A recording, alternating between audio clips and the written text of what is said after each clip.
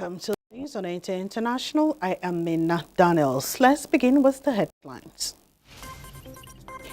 As U-Tide season winds down, FRSC warns passengers against boarding vehicles with compromised safety standards as NACA urges Nigerians to prioritize their health.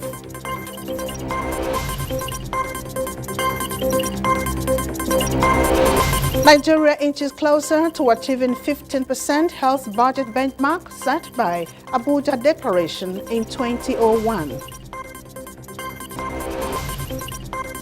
United Nations Security Council approves new African Union force in Somalia as Mexico develops app to help migrants facing detention.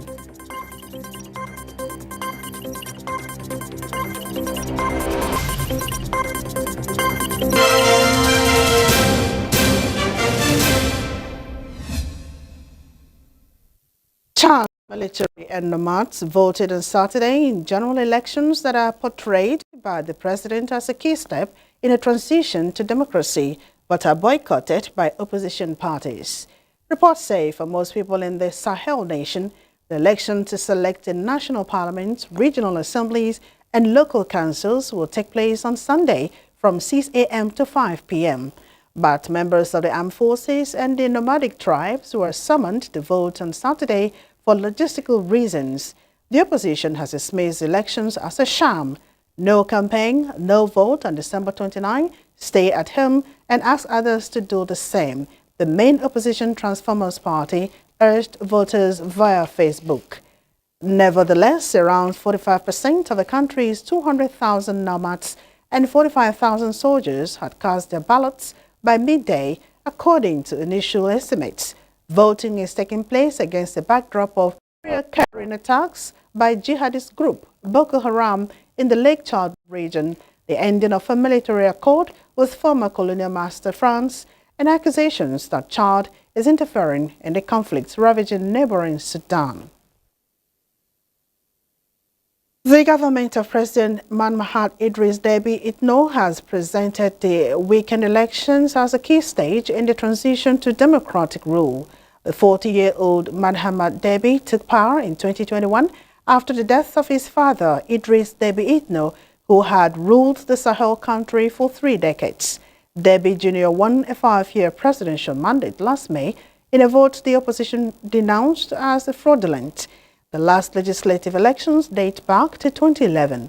Several subsequent votes were postponed due to jihadist threats, financial difficulties, and the coronavirus epidemic.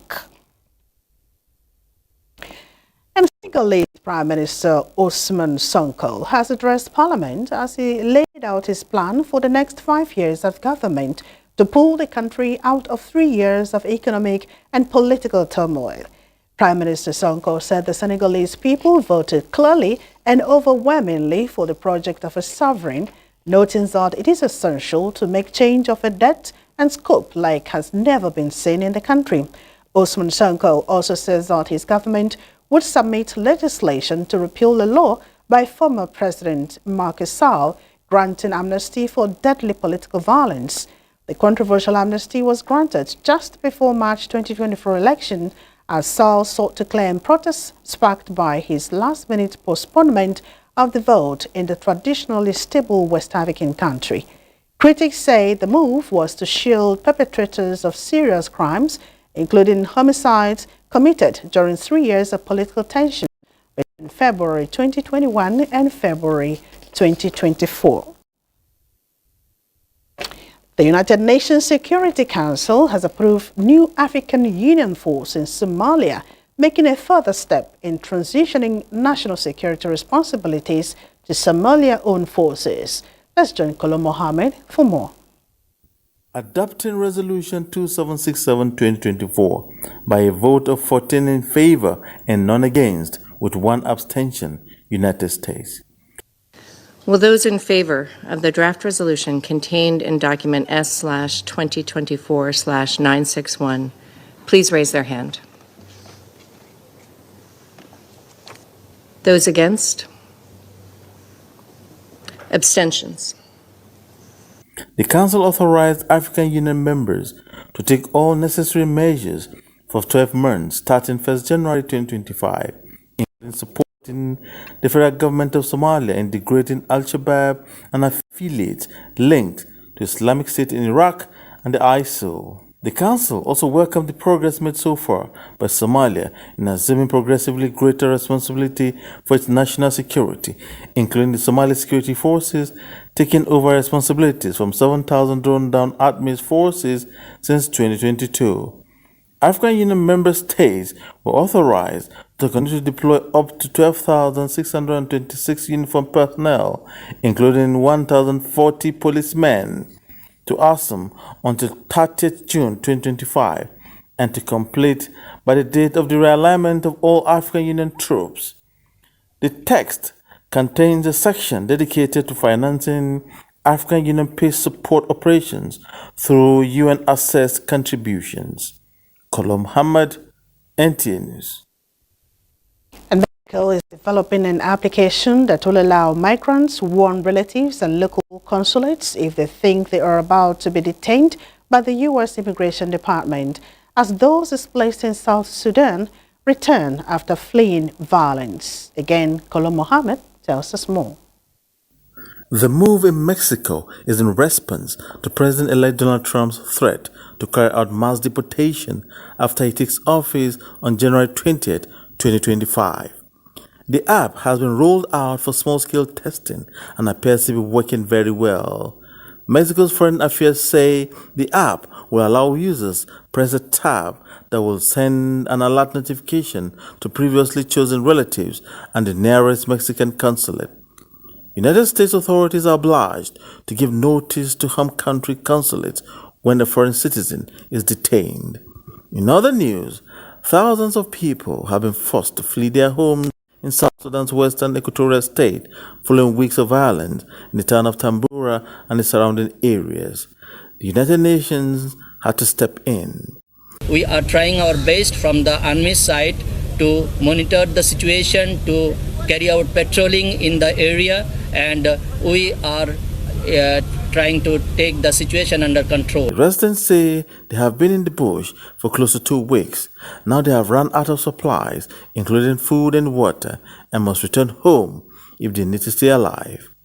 Kolom Muhammad, NTA News. And hundreds of people gathered in Seoul to protest against South Korea's suspended President Yoon Suk-yeol 2 weeks after his impeachment. Rival protests were planned around the country Saturday by both supporters and critics of Yoon, whose attempt to impose martial law in early December has plunged South Korea into its worst political crisis in decades. South Korea's suspended President Yoon Suk-yeol authorized the military to fire their weapons if needed to enter parliament during his failed bid to impose martial law, according to prosecutors' report. A 10-page summary from former Defense Minister Kim Yong-hyun's prosecution indictment report, which was provided to the media, also says Yoon vowed on December 3rd to declare martial law 3 times if necessary. India Saturday accorded former Premier Manmohan Singh, one of the architects of the country's economic liberalization in the early 1990s, a state funeral with full military honors, complete with a gun salute. Singh, who held office from 2004 to 2014, died at the age of 92 on Thursday, after which 7 days of state mourning were declared. The honors were led by President Draupadi Murmu, with the Prime Minister Narendra Modi in attendance, along with the country's top civilian and military officials. Opposition leader Rahul Gandhi, who called the former Prime Minister his mentor and guide, joined Singh's family as they prayed before his cremation. Modi called Singh one of India's most distinguished leaders. U.S. President Joe Biden called Singh a true statesman, saying that he chartered path-breaking progress that will continuously strengthen our nations and the world for generations to come.